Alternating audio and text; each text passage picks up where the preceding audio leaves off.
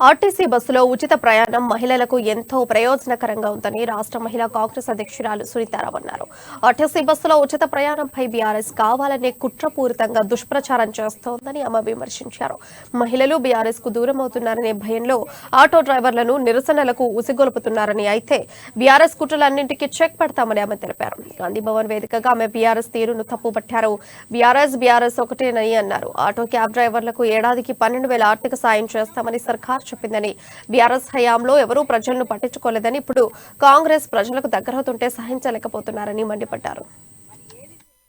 మేము అవన్నీ చేస్తూ ఈరోజు ముందుకెళ్తున్నప్పటికీ ఆరోగ్యశ్రీ మాత్రం ఎవరికి ఇవ్వలేదు. అందుబాటులో ఏ మంత్రులు లేరు. ఏ రోజు కూడా పబ్లిక్ లో తిరగలేదు.